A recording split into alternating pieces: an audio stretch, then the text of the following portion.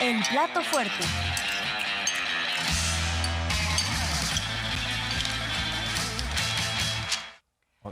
Como dicen los norteamericanos, follow the money, sigue el dinero y puedes ir entendiendo algunos asuntos, ¿no? En el caso también de los libros de texto, muchos intereses económicos detrás de esto, ¿no? Muchos intereses económicos, muchos contratos relacionados con la publicación de estos libros de texto y que en el momento en que les dicen no, acá nos vamos a hacer cargo, entonces se les paran los pelos, ¿no? Esto como una de las partes del contexto de todo este debate que se está dando en contra de los libros de texto de la nueva escuela mexicana, que como decimos, se va a informar de una manera más detallada al respecto y ahorita vamos a ir a eso. Pero creo que es importante esto que mencionas, Jorge Armando, como contexto, y ayer nuestros compañeros de Informativo 14 hicieron una muy buena recuperación de todo este tema de los negocios detrás de la publicación de los libros de texto.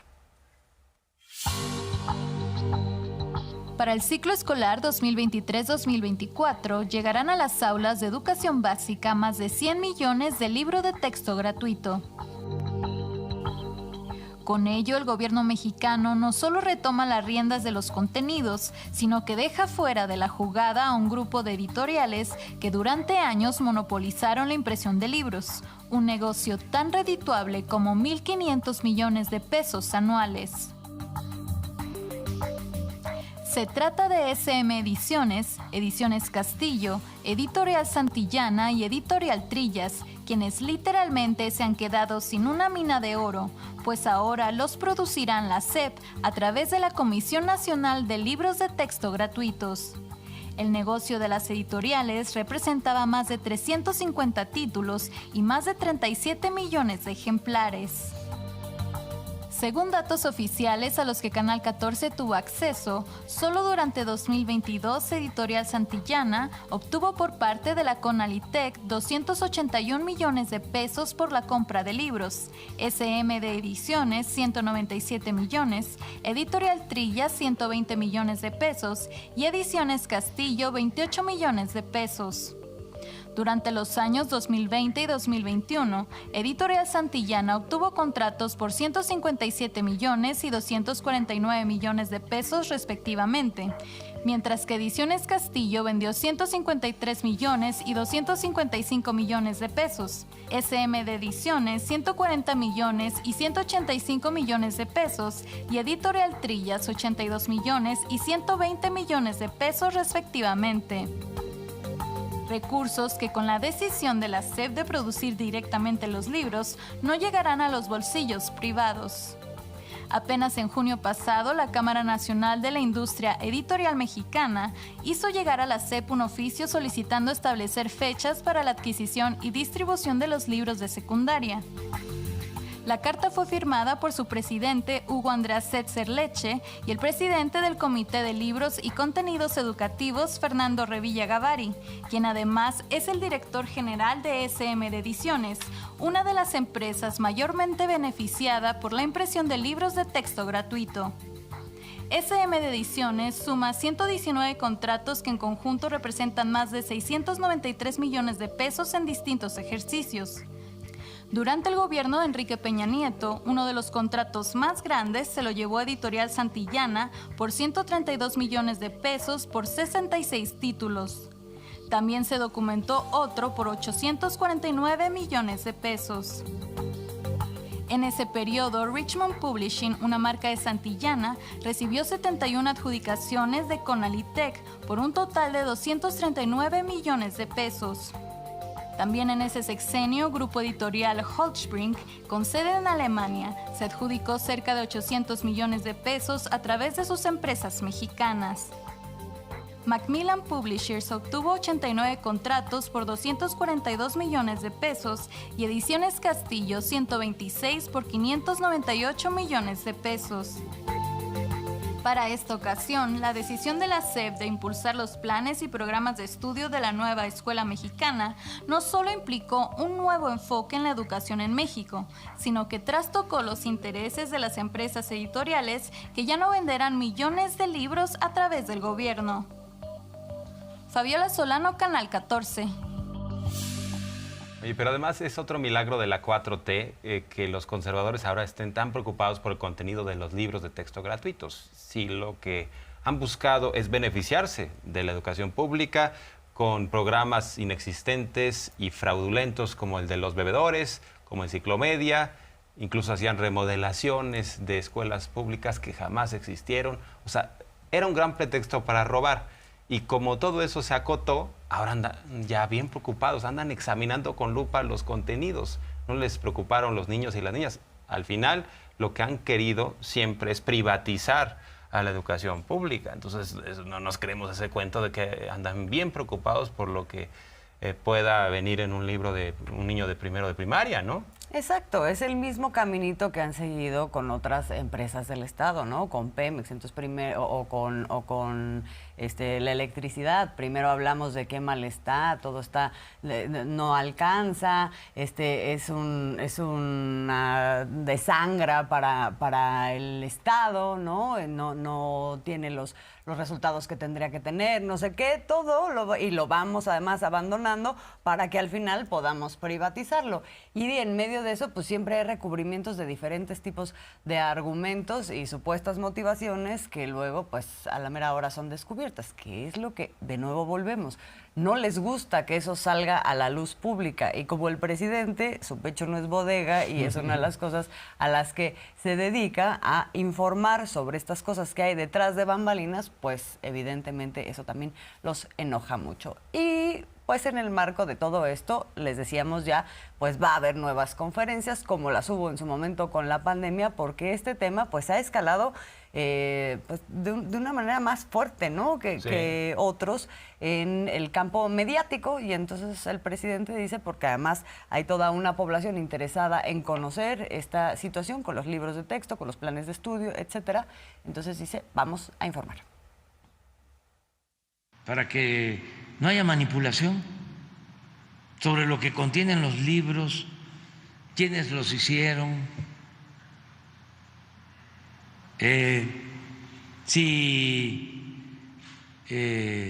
son doctrinarios, si tienen el virus del comunismo, cuál es el fundamento teórico que utilizaron, quiénes participaron, qué papel tuvieron los maestros, que nunca los tomaban en cuenta cuando se hacían los libros. Habían 3, 4 editoriales, vamos a darlas a conocer, que eran los que desde los tiempos de Zedillo, habían editoriales españolas, contratos que se obtenían con ese propósito, y al mismo tiempo pues se garantizaba que los periódicos de esa editorial hablara bien del gobierno. Vamos a revisar los libros de 5 a 7, que esté la secretaria de Educación y los especialistas, los que elaboraron los libros, pero que además los tengan ustedes. No sé si los pueden distribuir porque hay un amparo, entonces que les entreguen los libros uno por uno, primero los de primaria, primero incluso los libros para maestros. Se puede iniciar el lunes, el martes, que los papás que quieran conocer sobre los libros y también se respondan todas sus preguntas, ¿no? Existe, por ejemplo, una imagen que se repite y se repite y se repite y se repite y se repite en los que están en contra, ¿no?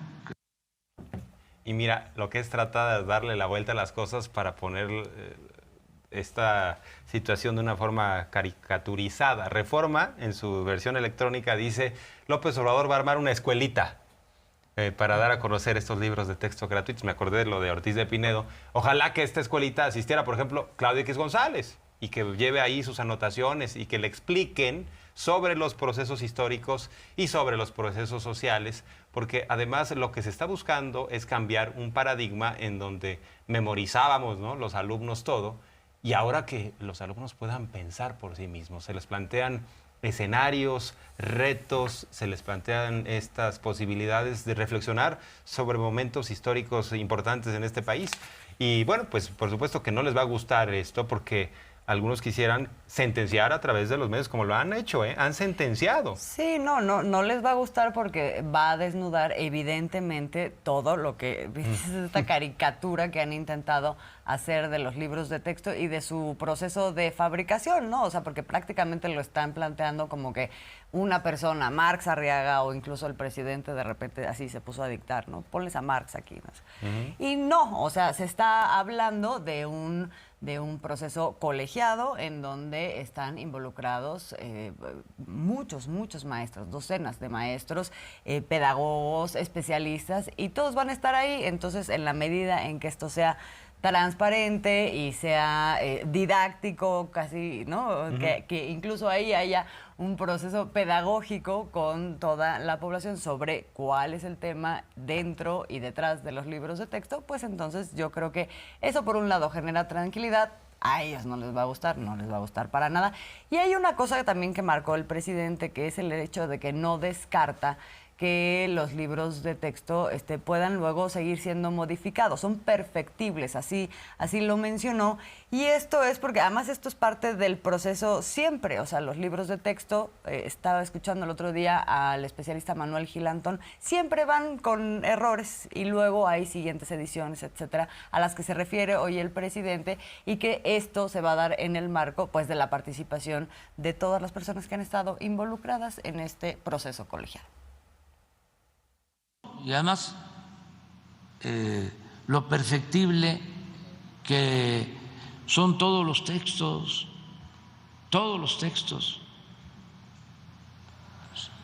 Por eso hay ediciones, ¿no?, posteriores, ya con modificaciones, se van mejorando.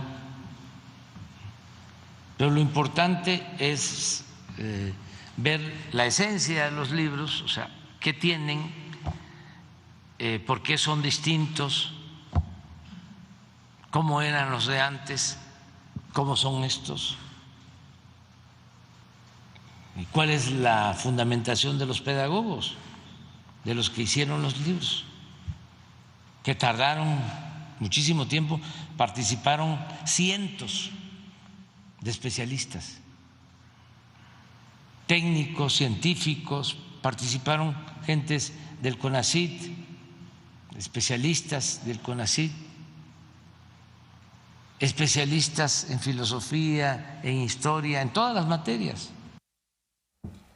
Y pues es que hay que desintoxicar también a varias generaciones respecto a las enseñanzas anteriores, porque los presidentes impusieron un modelo educativo, impusieron una historia, la lectura de la historia a partir de prejuicios, a partir de una serie de postulados que remiten a intereses. Y ahora pues también se cambia el paradigma y dice el presidente, es una facultad del Ejecutivo. Él es el que lleva la política educativa, el presidente de la República, así como la política exterior, así como la política interior. Bueno, lo que tiene que ver con educación, con el sector energético, es muy importante el papel del presidente en un sistema como el mexicano, que es presidencialista, en donde se vota directamente por el presidente y no es como en otros países en donde el primer ministro está en relación, por ejemplo, a la votación en el Congreso. No, aquí se le da la facultad al presidente para que él pueda llevar a cabo estas políticas. No está haciendo nada ilegal, porque algunos pareciera que nos quieren orientar hacia allá, ¿no? Diciendo, por eso vamos al Poder Judicial, a que los jueces corrijan todo esto. Pues no hay nada ilegal. Sí, ¿no? Como es una imposición stalinista, ¿no? Y por eso sí es importante esta aclaración del día de hoy, que pues quien conoce la Constitución lo sabrá, pero muchos luego no, y de eso hacen uso en estas manipulaciones la facultad que tiene el Ejecutivo como representante del Estado de hacer los planes de estudio y de instrumentar todo el tema educativo, incluyendo los libros de texto. Es una facultad del Ejecutivo lo de la elaboración de los libros de texto. Está en la Constitución, en el artículo 3 constitucional. O sea, no es algo que no establece, en este caso, la ley de leyes, que es la Constitución. ¿Sí es legal que los gobernadores puedan frenar la distribución tratándose de una facultad federal? No podrían hacerlo, pero tampoco es como este asunto de prohibirme hablar. No vamos a entrar nosotros en polémica. Es una facultad que tenemos de acuerdo a la Constitución. Aquí tenemos lo que dice la Constitución, ¿no? El artículo 3 dice: el Ejecutivo Federal determinará los principios rectores y objetivos de la educación inicial, así como los planes y programas de estudio de la educación básica y normal en toda la República. O sea, esto es facultad del Ejecutivo. Ahí van incluidos, por supuesto, los libros de texto. Y tendría que tomarse en cuenta esto, sí, pero no se toma. Sí, no, sin duda, porque sí, lo que es... No lo vamos a permitir, dicen. Sí, y lo que está quedando en evidencia es que algunos gobernadores y gobernadoras, al prohibir la distribución, son ellos los que están incurriendo en una ilegalidad, y por eso el presidente, antes de expresar políticamente una postura, dice que se informe. A partir de ahí, pues yo creo que algunos van a optar por esta expresión de reversa, ¿no? Vámonos poco a poco ya hacia atrás y vamos dejando que la política educativa pues tenga su expresión a nivel nacional, pensando en que algunos sí se están llevando por los grupos de interés y otros están haciendo ya, ¿no?, política claramente. Por ejemplo, el caso de Maru Campos, gobernadora de Chihuahua, está muy cercana a Xóchitl Gálvez. Entonces ya están perfilándose más como un grupo político electoral hacia 2024 que van a utilizar este tipo de temas para el golpeteo, ¿no?, para la politiquería. Así es. Bueno, y dentro de todo esto, pues hablando de la politiquería, siempre hay discursos que se van generando alrededor, ¿no? Y en estos días ha vuelto a surgir este tema de que se está polarizando el país. Incluso ayer creo que escuché a Xóchitl Gálvez decir: no, todos tenemos que bajarle a la polarización, como si estuviera planteando desde un lugar conciliatorio, ¿no?, su posición frente a lo que está ocurriendo en el país. El presidente hoy dice, bueno, primero, hay libertad de expresión, se tiene que poder debatir, no todos podemos pensar lo mismo, y esa parte se respeta, salvo por algunas autoridades electorales o salvo por algunos actores políticos que quieren acallarlo. Pero por otro lado, pues sí es importante entender la definición de qué es la polarización. La polarización no es lo que estamos viviendo en el país. ¿Dónde hay polarización? En España. Acaban de haber elecciones y casi parejos. Pero aquí la gente nos apoyó y nosotros ganamos con 20, 30 puntos de ventaja al PAN. Y ahora está igual. No, está mejor. Entonces también eso decirlo, ¿no? Porque dice, está polarizado. No, tenemos encuestas en donde la mayoría de la gente de Guanajuato nos apoya, la mayoría de la gente de Jalisco nos apoya, la mayoría de la gente de Chihuahua apoya la transformación. Y ya ni les digo qué pasa en Oaxaca, qué pasa en Chiapas, qué pasa en Guerrero, qué pasa en la Ciudad de México, qué pasa en Nayarit, qué pasa en Sinaloa, en Sonora, los migrantes en general. La mayoría de la gente está apoyando y vamos nosotros a seguir respetando a nuestros opositores, garantizando el derecho a disentir y adelante, o sea, somos libres. Pero es que la minoría de reaccionarios tienen el megáfono, ¿no? Tienen la matraca mediática y hacen mucho ruido y quieren hacer pasar las cosas como si en efecto ellos fueran incluso hasta una mayoría, ¿no? Y lo que plantea el presidente dice, no, a ver, ahí está la aprobación, ahí están los datos y no es lo que sucede en España, ¿no?